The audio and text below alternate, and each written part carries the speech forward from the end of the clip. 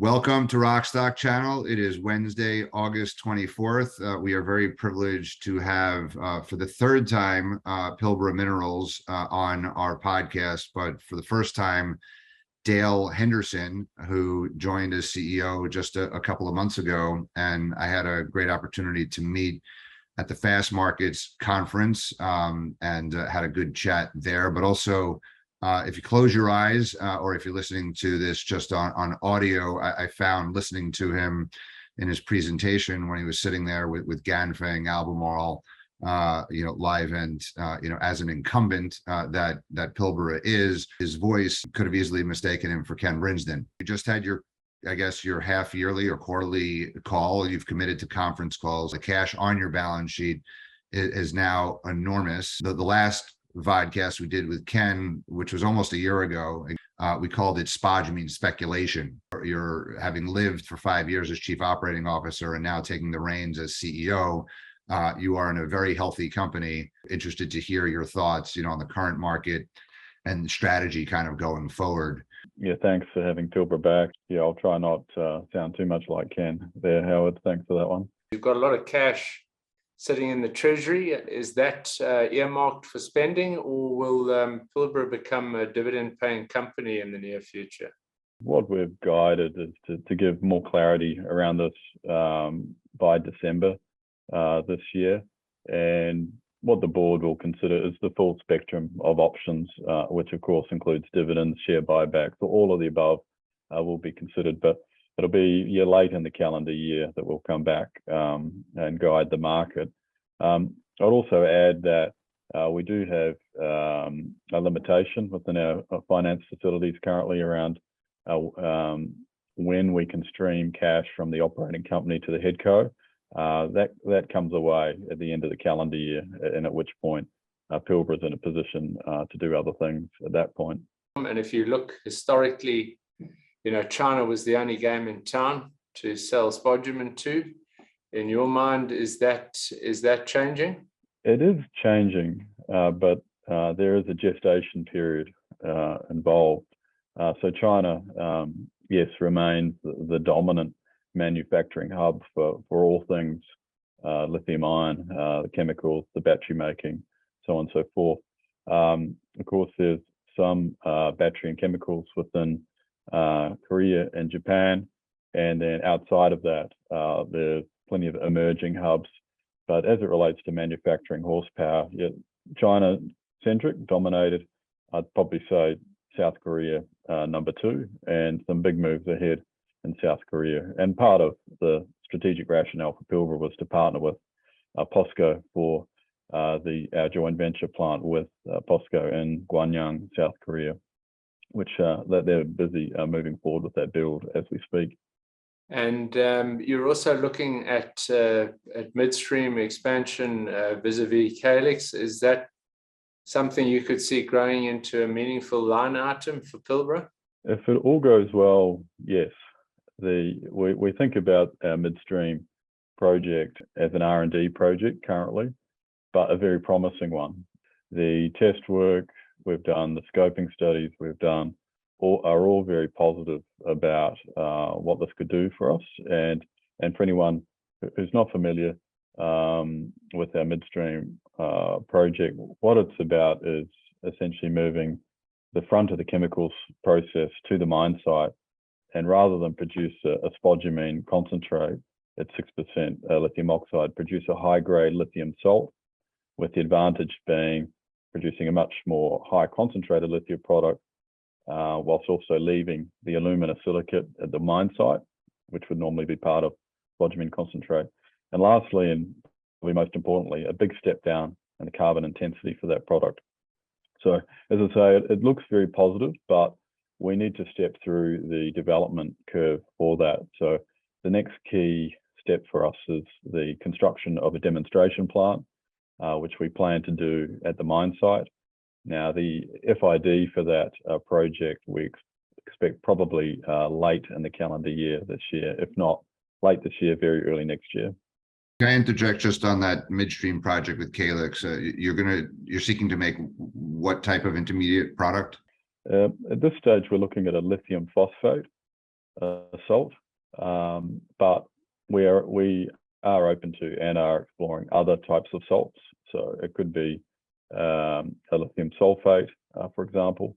There's several different salts which are possible, but they all fundamentally follow through the same initial unit step processes. So if you make if it works and you're making a lithium phosphate and you're making that somewhere close to mine mouth, you're then able to export a higher value added product and less waste to whatever location it might be. It may not be China, it may be somewhere else. But on the receiving end of that, you're going to need converters that kind of, it's like taking half the flow sheet today, right, and just putting it closer to mine mouth, right? And then the other half of the flow sheet, you need a partner on the other side. Again, if this works. Do you have any sense of what a price for lithium phosphate or lithium sulfate, might be compared to, as an intermediate product compared to a spodumene price versus a lithium carbonate or hydroxide price? Yeah, we don't have a strong guide on this at this point, simply as a function that the product is not marketed. It's not in the market as we speak today. We can aggregate the price. If we take lithium phosphate, we can look at price points for lithium carbonate and price points for phosphate and make some assumptions around that. But there's not a lot to go by. But therein lies one of the key objectives for getting the demonstration plant stood up and operating. That will produce for us approximately 3,000 tonnes per annum. So it's a fairly large demonstration plant, but at those volumes, we will be able to test the market for pricing and bed down the value of that product. Okay, I'm familiar with lithium sulfate as an intermediate and know that could be easily converted to, carbonate. I don't know if that can go directly to hydroxide, but can lithium phosphate go to carbonate hydroxide easily? Yeah, the way to think about it is the lithium phosphate, it's a carrier salt, and for any of our existing customers, if they were to receive that lithium phosphate salt, what they would need to do is get that back into solution, i.e. acid digestion, get that back into solution, precipitate out the phosphate and precipitate out the lithium. So they would be left with a phosphate product, which could be ammonium phosphate, say, and then take the lithium forward within their circuit into lithium hydroxide or lithium carbonate, depending what they're chasing. As to that phosphate, one of the good reasons around using a phosphate carrier is phosphate's got other uses in fertilizer, so on and so forth. So we think it's a sensible product for that reason. And it also has some chemical attributes which make it quite desirable, such as the actual concentration of lithium is very, very high in a lithium phosphate salt, higher than lithium sulfate, and in fact higher than lithium hydroxide. So as a method by which to transport lithium units, lithium phosphate's quite a compelling option.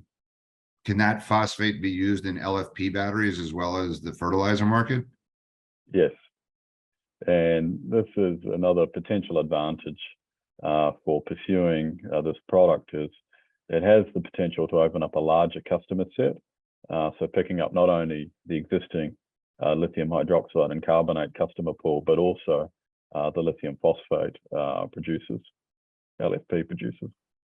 The difficulties around labour shortages in Western Australia, is that an issue for you guys? And is it something that you feel is short term and will be resolved in the later date? Yeah, the Western Australian market is absolutely sort of red hot. So it's competitive for attracting talent and expertise. So it is a tough environment. That being said, Pilbara has fared pretty well. I mean, we have had some key roles which have been pinch points, particularly in mining, around dozer operators and excavator operators, which we're addressing. but outside of that, largely we've gone pretty well with our recruitment drive, and I think that's for a number of reasons. People like Lithium, the Pilbara business and culture has been a draw card, so a big credit to the team there. And of course, we pay the right salaries and rosters, et cetera, those sorts of things. So in the main, our assessment is we've fared pretty well, but yes, there has been some pinch points. The BMX platform, which seems to have been a fantastic success for you guys, do you see yourselves expanding sales volumes on that platform in the future as a means of increasing sales volumes? Yeah, Rodney, it's likely, yes, we will. As a function of the production profile for the year ahead, we will have an aggregate 540 to 580,000 tons for the year ahead. It's been a good guidance, and within that, essentially the Nugget tons are largely available for the spot market. So yeah, we will look to put more through the BMX, I think, for the year ahead. So the Nugget is the ex Altura mine. That was 200 to 220,000 tons, if I remember. Well, yeah, our re-rating for the facility is 180 to 200. Well, when I look at your offtake, I had to go all the way back to May of 2021 to find a presentation where you had all of your offtake customers. I think you've taken that slide out, but your offtake customers are, with the exception of Posco, are all Chinese. From General Lithium, Ganfeng, S-Volt, Great Wall, CATL, and Yibin Canyi. And when I look at these, 6-year offtake in General Lithium case, Ganfeng 10 plus 10 years. Great Wall 6 years, CATL actually Yibin, I guess, has the 5-year offtake, and CATL has the shareholding, but that was 6 years from last year, so I guess you have 5 years. I guess, like, how much of your existing tonnage is contracted under these, and how much are freely available to either put on the BMX platform or to redirect, away from China and into, Western markets potentially, because there's a lot of conversion, companies who want to convert who don't have spodumene. Yes, in terms of our production profile, probably the easiest place to start is once we're expanded to what we call the P1000 level, being 1 million tons per annum, we have approximately 400,000 tons available. That has potential to increase, subject to where we take some of the existing offtakes. But it's circa 400,000 tons once we're at that expanded profile, which requires really the next 2 steps of expansion that we have in motion to be completed. But bringing that back to the present production profile of 540 to 580 for the year ahead, the way to think about it is our Pilgan operation, our original operation at 380,000 tons or circa that value is essentially spoken for the next couple of years. The Nugget tons, or the former Altura, 180 to 200,000 tons, will be required for our Posco joint venture, but that Posco joint venture requirement won't come until late next year, and at that point it would likely be a sort of a staged production requirement for the joint venture. They won't need their full requirement initially. So between now and the end of next calendar year, that's largely unencumbered production tons, which can be redeployed through other avenues, either to existing customers or BMX, etc. Okay, but you can't commit that long term. So if, like, Ford, who just signed something with Liontown for, I don't know, 6 years or how many years it is, but they won't get that for many years. But with someone like a Tesla, would want tonnage, or GM would want tonnage now, right, for 5 or 6 years. You can't really promise them that because of the Posco JV directly, unless they were, contracting with Posco somehow, right, for Posco's tonnage. I'm just trying to figure out how could you prospectively redirect, outside of, Korea, outside of China, potentially into, North American and European markets, and what time frame? Yeah, so there's going from left to right and that time horizon. So the next expansion should be coming online by June next year. So that's bolting on another 100,000. By which point we should have had the FID for the P1000 to take us up to 1 million tons per annum. So that will have obviously a lag, but let's say that's 12 months to 18 months. So from December this year, December this year is when our FID is slated for that P1000. So come the mid-24, that step up to the P1000 should be completed and ready to be operational. So by mid-24, there's the circa 400,000. And the other thing I would add is, I mentioned it depends where we might take some of our existing offtake arrangements as well. So there's another factor for us to consider.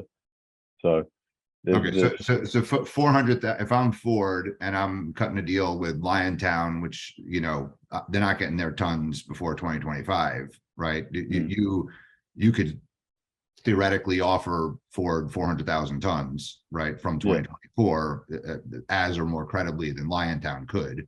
Liontown's getting funding for that. You don't need funding. How do you think about that calculus? I'm sure you've been approached or have some dialogue with these auto companies are no longer asleep at the wheel, to use Ken's quote from like 6 months ago. They must be talking to you. You're in an unbelievably strong position vis-a-vis them, and I don't know why you would want to commit to fixed price at this juncture. Help us think through a little bit how those dialogues, you're thinking about those dialogues. Sure. So from Pilbara's perspective, of course, our aim is to maximize margin per lithium unit for our shareholders.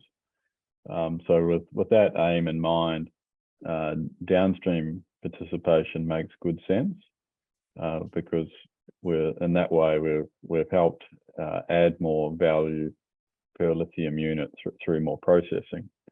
And the joint venture we've done with Posco is a good example of partnering with a counterpartner in a joint venture to achieve that aim. So, of course, in the case of the Posco joint venture, we're initially an 18% equity participant with an option to move up to 30%. So for Pilbara shareholders, they enjoy the benefit of selling the spodumene to that joint venture, which is the first margin increment, and then there's the second margin increment as a function of being an economic participant in the chemical plant. So that model is not a bad model to consider as we think about where that other offtake is deployed. The question is who and where. Now, within the who category, there's quite a large group, and where, well, there's less options to be considered there. But as Pilbara thinks about where that offtake goes, that's where our mind gravitates to, is what is the smartest partnership for downstream involvement to participate quickly at a lower risk profile, more margin through chemicals participation. And the Posco relationship, is Posco 100, or is that 43,000 tons that they're building in Korea 100% reliant on your spodumene? Yes. Okay, so we've just witnessed Mineral Resources taking back half of their share from Mount Marion and then toll converting it in Ganfeng. And the way they have talked about it, they got the 77,000 price because a very high price for hydroxide, because Ganfeng is a tier 1 qualified converter. But the way they spoke about it, that they kept 30% of the margin for the spodumene, right? And we're giving 15% of the margin essentially to Ganfeng, and 15% has always been Rodney's thought of, like, a Chinese converter would need 15%, but we've seen a lot of Chinese are happy to work on smaller margins than that. When you think of your relationship with Posco, and you do have the control, they need your spodumene, right? You know, and you want participation to maximize the lithium units, but do you think about it that way in like a 30%, 15%, you know, if 45% is the margin on those units, or how do you think about that? Yeah, well, the respective margin could have room to move at the current market, and the deal construct I outlined was really cast back in 2018 when we first engaged with Posco, and Pilbara was in quite a different position, and as was the market. So the potential to move to a different margin position, I think, is definitely possible, and of course Pilbara will explore that. I'll probably just add that, you know, the rationale for us partnering with Posco has other elements. We think partnering with Posco is smart for a whole bunch of reasons, but being in South Korea, you know, an existing battery making hub makes good sense. Posco's in the town of Guanyang. Posco owns the town. They're a stone's throw from LG Chem, SK Innovation, EcoPro, established operating centers. Posco Chem is right next door to where our plant's being built, an existing cathode making facility. And Posco, being Posco, are pretty aggressive about moving forward quickly. So for Pilbara, there's a multitude of strategic benefits for partnering with them in that location. Now, if you compare and contrast that construct to a tolling arrangement through China, yes, tolling is not a bad model in the current market to create margin. Pilbara is definitely considering that, but as to a long game partnership, I'm not sure that that's the most attractive option for Pilbara or its shareholders. I think we like the idea of diversification outside of China to spread risk, plus have that participation in other domiciles, and be partnered with good groups who will participate at the high end lithium hydroxide chemicals. I mean, it looks as if spodumene concentrate grades are dropping slightly. Is 5.5% the new 6, or are grades going to start trending back up again? I think the trend is down, Rodney, for grade as a function of the better economics it provides. Obviously, moving down the product grade curve enables the mineral concentrator miner to increase product yield through the operation.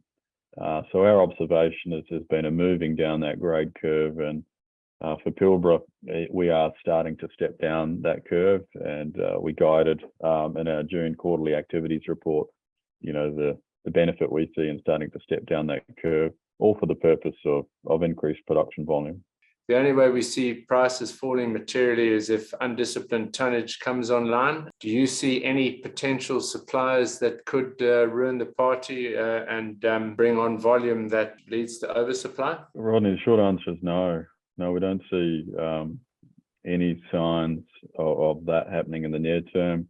I think the groups best placed to bring more tonnage to market are the existing larger operators, whom we all know, and it's fairly clear where they are at with their expansion profiles. So yeah, we don't have any cause for concern in the near term. Of course, we watch with interest really around the midterm view, because absolutely, you know, more product is coming to market. There's no question about that. It's all about the timing, and it's all about where has the demand side of the equation moved to by that point. And on the demand side, all signs are very, very positive. So it's hard not to have a positive outlook at this point. And you know, in your opinion, does that positive outlook stretched out into as far as mid-decade? It's the crystal ball gazing effort here, and it's hard not to be positive. I mean, you know, we read the headlines as everyone else does, and just these giant investments and more battery parks and more chemical conversion, more cathodes. Every day, it seems another one's opening. Come December, if I could just give you some free advice or advice to your board, I would recommend not to pay any dividend. This industry has been starved for capital. And, if I'm a Pilbara shareholder, what am I going to do with that cash invested in something? I mean, like as a creator of shareholder value in the lithium space, this is a growth industry. And a lot, you have massive expertise that could be utilized elsewhere. And to me, dividends are, kind of more mature companies. Albemarle consistently, they're focused, on dividends for whatever, reason, their investment grade credit rating. Livent doesn't pay a dividend. I remember meeting with the Orocobre people before they moved with Galaxy, and they're like, we'll never pay a dividend, right? Like, I don't know if that's changed since, but having been through what you've been through as a company and only now, having cash, surely there must be better ways to utilize your cash in this growing market, M&A. And I'm just going to assume that you'd be very focused on spodumene resources. Hard rocks, we've honed our expertise, and if we were to consider anything outside of the Pilbara asset, that would be where we would look. Okay, so you're a two-mine company, but they're really right next to each other. So it's the same region. You've seen Mineral Resources recently take a stake in Global Lithium, but you've seen companies like Lithium Americas now making investments in multiple companies. They're not even in production yet. Similarly, Piedmont has partnered with multiple assets, taking advantage of the downturn in kind of the junior space. You took advantage, on Altura. But from a deal-making perspective, I would think that Pilbara, again, I'm going to flash up a screen. I just took our scoreboard of only the spodumene assets here. And, it ranges from Liontown at the top and AVZ in the DRC, Sigma, Core, Sayona, Piedmont, Frontier, Rocktech, Critical Elements, Atlantic Lithium, Global Lithium, Firefinch, Patriot Battery, which Ken just joined as chairman, Green Tech, which is Primero and Cam Henry, and a number of others, Winsome Resources in Quebec. Most of them it's kind of Canada and Africa, right? And a little bit in the US. I would even think that Albemarle has no idea what they're doing, mining wise, for Kings Mountain in North Carolina. I would imagine as part of the Marble joint venture, they would rely on Mineral Resources help potentially there in the future. But Livent has no idea what they're doing with Nemaska, on a mining site, right? To be honest, right? They don't know hard rock, right? So they now own 50%. The Quebec government owns 50%. I mean, I would think you'd be a great partner potentially for Livent and Nemaska, for example. Allchem, I guess, does know what they're doing, with James Bay, but, so I just see opportunities. And if I look at the aggregate market caps of these companies relative to your market cap and relative to the cash you have in the bank, you could acquire these companies. You could acquire 50%, in Atlantic Lithium's case. So I see huge opportunity if you were to take a strategy that's a bit different than Mineral Resources, or let's say even Fortescue in iron ore, just focused on your Western Australia roots, but becoming actually a global company in a similar way that actually Ganfeng has done that, as well. So could you speak to that and your thought process? Because I'd love to see Pilbara, become a global company. We're absolutely turning our mind to what would the next thing look like for Pilbara Minerals, and we haven't concluded that view. So it could be anything, but obviously it would make good sense for us to leverage our strengths, and our strengths, of course, have been hard rock asset development and operation, and it'd make good sense to redeploy that. So obviously that's where our mind goes. Do you have any jurisdictional thoughts or constraints? DRC, Ghana, Quebec, Ontario, Brazil, are they all open in your mind, or would you have a preference, one or the other, or North Carolina? Sure. My personal preference would be either in our backyard, of course, or North America. And with the passage of a number of laws in America, our observation is that America It's only one country versus Europe, which is however many countries, but Europe was like ahead in their thinking under Trump. But now Biden has really, brought America to the fore here, and Canada is following that as well. So I really, you just see the Germans in Canada, Mercedes and Volkswagen saying they're going to take, investments in mines, by the end of this year. Have you thought about shipping ore from Western Australia to Europe or the United States or North America? Like once it's on a boat in Port Hedland, once it gets to China, it has to travel enormous amount, to be converted. So, the shipping cost and the ESG issue is not as big as people think once it's on the boat from Port Hedland. So, why not have spodumene feeding converters in North America and Europe? Yeah, no, it's definitely possible, Howard. So that could be a short to mid-term solution. I don't think that's a long-term solution. As it relates to long-term, I think it's most likely that a midstream type solution comes to the fore. If not our project, a similar concept. It just doesn't make good sense, I think, long-term to be shipping spodumene as a carrier of lithium units. The rationale for that is that unlike iron ore, even though you're shipping a low-value product, you're using almost all of the iron ore. In lithium, you're only using 5.5 or 6%. And unless there are byproducts that could be utilized in the local market, a lot of it's waste. You're bringing a waste problem into someone else's location. Yeah, that's right. Comparing spodumene market to iron ore, iron ore companies are making software margins, a lot of the time. Rio Tinto, those with the lowest cost assets. I mean, in the last year or 2 years, you look at Fortescue, Rio Tinto, they're making 80%, 70% margins, but they trade at very low multiples. And if you look at the forward curve, it's always in backwardation. It's always steeply going down. And the market, I guess, believes I don't know what, iron ore is growing slower. It's mostly a China dominated market. Lithium, in our opinion, is growing much faster. It is a China dominated market now, but it won't be in a few years. And therefore a higher multiple, is justified. I've called you, Pilbara, the new force in spodumene, right? To taking Fortescue's new force in iron ore. Canaccord just came out with their most recent updated note, and they upgraded their long-term forecast for spodumene to 1,500, I think, from 1,200, or maybe it was 1,000. From 1,000 to 1,500 is their long term.